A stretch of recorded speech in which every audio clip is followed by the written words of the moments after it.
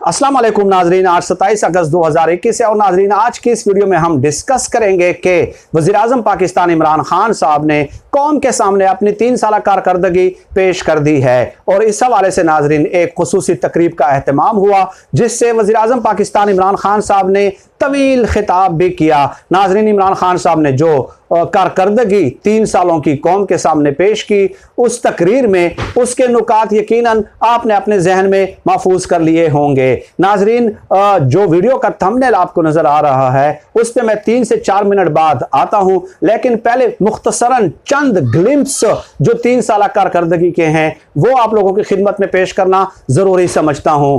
पहले तो इमरान खान साहब ने यह बताया कि गाड़ियों की फरोख्त में रिकॉर्ड 85% इजाफा हुआ है। इसके अलावा सीमेंट की फरोख्त में 40% इजाफा हुआ है। इसके अलावा पनागाहें शुरू की गई, एहसास प्रोग्राम शुरू किया गया, एहसास कफालत प्रोग्राम, कोई भूखा न सोए, यूनिवर्सल हेल्थ प्रोग्राम, कामयाब जवान प्रोग्राम का आगाज किया गया, रोशन डिजिटल अकाउंट का इजरा किया गया। इसके अलावा कंस्ट्रक्शन इंडस्ट्री में इजाफा हुआ और इसके अलावा टेक्सटाइल इंडस्ट्री की मसनूआत में रिकॉर्ड इजाफा हुआ, हत्ता कि उनके पास मजीद ऑर्डर्स लेने की सकत और ताकत बाकी नहीं रही थी। टेक्सटाइल इंडस्ट्री की मसनूआत में इस कदर इजाफा हुआ और पाकिस्तान की टेक्सटाइल जो मसनूआत हैं उसकी रिकॉर्ड एक्सपोर्ट हुई है इन 3 सालों में। इसके अलावा इमरान खान साहब ने बताया कि रेमिटेंसेज में इजाफा हुआ, ज़र मुबादला के ज़खायर में इजाफा हुआ। आगे चलते जाएं। पहले जो करंट अकाउंट डेफिसिट था पाकिस्तान का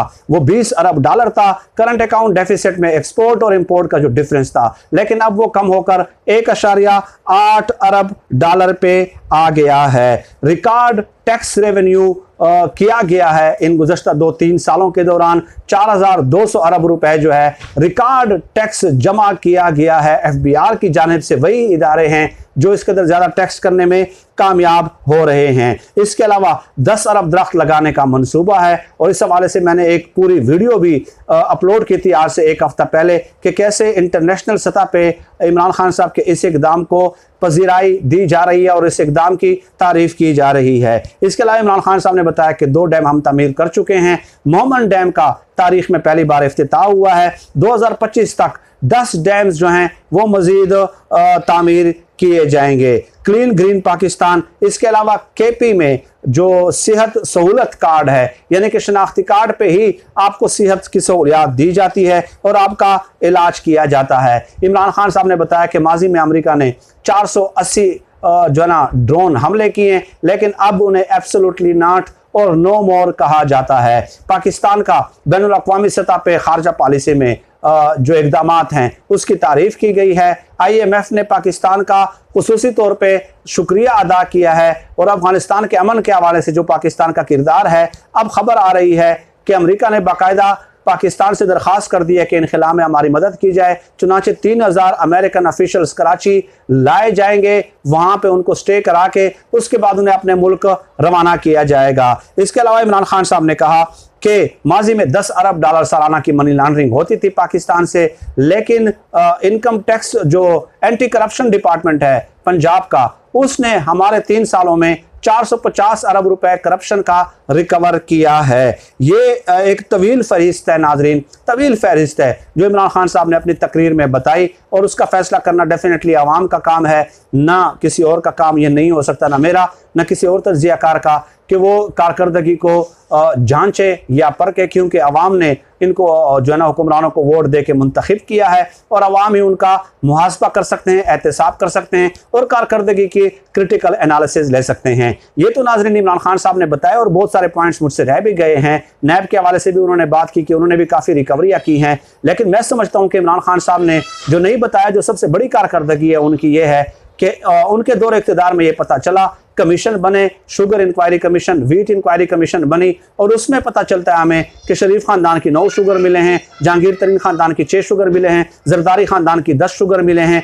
कैसे ये पहले तिजारत में होते हैं, फिर सियासत में आते हैं, सियासत में आके कौमी असम्बली में जाके ये अपने तिजारती मफादात को बढ़ाने के लिए कानून साजिया करते हैं। तो ये इमरान खान साहब की बड़ी अचीवमेंट है कि पता चल गया, खुसरो बख्तियार जो वफाकी काबीना का हिस्सा है उसका भी पता चल गया, गो के वो काबीना का हिस्सा है, कि उसका भी पता चल गया कि उसके शुगर के कारखाने हैं, उसके गंदम के कारखाने हैं और उनका जो भाई है वो PMLQ और मरियम नवाज के जो रिश्तेदार हैं उनके साथ जो है ना वो शराकतदार हैं इक़्तिदार में, ये तिजारत में, इंडस्ट्रीज में, शुगर के कारखानों में। तो इन लोगों के चेहरे जो है वो हमारे सामने पेश हुए। हमें पहली दफा पता चला कि किस किस खानदान के कितनी शुगर मिले हैं, कितनी गंदम की मिले हैं। तो ये जो चोर हैं, ये जो सामने आए हैं, ये इन्हीं अदवार हुकूमत में, इसी दौरे हुकूमत में गुज़श्ता 3 सालों के दौरान इमरान खान साहब ने खुद कमीशन बनाए और खुद इन लोगों को एक्सपोज किया, गो के वो हुकूमत का हिस्सा है। ये बात मैं तस्लीम करता हूँ,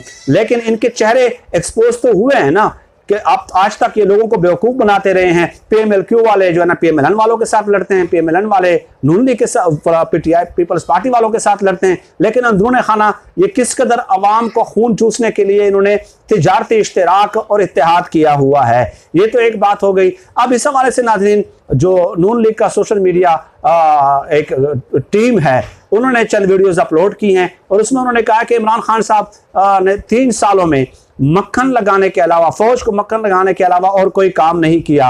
ये पूरी तवील फहरिस्त जो मैंने आपकी खिदमत में पेश की, वो इसलिए पेश की कि आपके सामने एक समरी पेश की जा सके और आप खुद अंदाज़ा लगाएं कि वो जो इल्ज़ाम लगा रहे हैं कि इमरान खान साहब फौज को मक्खन लगाने के अलावा उनकी कोई कारकर्दगी, कोई परफॉर्मेंस नहीं है, तो ये आपने कैसे तय कर लिया। इमरान खान साहब ने कल ये कहा है तकरीर में कि अपोजिशन वालों ने पूरा जोर लगाया, फौज को कन्विंस करने की कोशिश की, फौज से राब्ते किए कि मेरी हुकूमत को गिरा दिया जाए, लेकिन नहीं गिराई गई और मैं फौज का मशकूर हूं। तो सिविल मिलिट्री कोऑर्डिनेशन अगर है तो ये होनी चाहिए। अब देखें, कल काबुल एयरपोर्ट पे एक हमला हुआ है, उसके बाद फौरन खुफिया एजेंसियों ने और सिक्योरिटी इदारों ने जो बाइडन को ब्रीफिंग देना शुरू कर दी। अब आप ये कहेंगे कि जो बाइडन को ब्रीफिंग नहीं देनी चाहिए, भाई वो उनका काम है, तो जो काम उनके हैं, जिस काम में उनकी एक्सपर्टी है, तो उनसे राय लेना, उनसे मुशावरत लेना, यही सिविल मिलिट्री कोऑर्डिनेशन है। लेकिन उसके बाद फिर ये कहना कि इमरान खान साहब ने मक्खन लगाने के अलावा फौज को कोई काम नहीं किया, तो क्या ये फैक्ट नहीं है कि PDM जब बनी थी तो इन्होंने कितने मिस्ड कॉलें दी और मोहम्मद जुबैर ने 3-4 बार खुफिया मुलाकातें की आर्मी चीफ से। तो भाई बार बार वो राब्ते करते रहे हैं, बार बार मिस्ड कॉलें देते रहे हैं, इशारे देते रहे हैं कि आप इमरान खान साहब को छोड़ के हमें इक़्तिदार में ले आएं तो हम ताबेदार बन जाएंगे। तो इसमें क्या गलत बात है भाई। ये तो पाकिस्तान की सियासी तारीख है और हाल ही में ये जो इक़दामात हुए हैं, खुफिया मुलाकातें क्या नहीं हुई, शहबाज शरीफ की क्या नहीं होती, आसिफ जरदारी की क्या नहीं होती, बिलावल की क्या नहीं होती। तो ये सब कोशिश में लगे हुए हैं कि किसी ना किसी तरह फौज को कन्विंस किया जाए कि हम आपकी ताबेदारी के लिए जी हुजूरी के लिए तैयार हैं, लेकिन शर्त सिर्फ ये एक है कि आप इमरान खान साहब को उतार दें, हमें इक़्तिदार में बिठा दें, फिर हमारी सिविल बालादस्ती की जंग जो है वो मुकम्मल हो जाएगी। तो इस पे इतना बुरा बनाने की ज़रूरत नहीं है। आपको दलील के साथ बात करनी चाहिए। जहाँ पे परफॉर्मेंस नहीं है हुकूमत की, महंगाई के हवाले से मैं तस्लीम करता हूँ, हमारी भी लोगों के साथ मुलाकात होती है कि लोग महंगाई की वजह से बहुत तंग है, तो ये हम तस्लीम करते हैं। जहाँ पे परफॉर्मेंस है वहाँ पे आप तस्लीम करें, जहाँ पे खामियां हैं वो भी आप पॉइंट आउट करें। यही दलील का तकाजा है, यही मंतक का तकाजा है, यही सहाफ़त का तकाजा है, यही तज्ज़िये के उसूल हैं। फिर वक्त नाज़रीन, आज के इस वीडियो में इतना ही। पाकिस्तान जिंदाबाद, अल्लाह हाफ़िज़।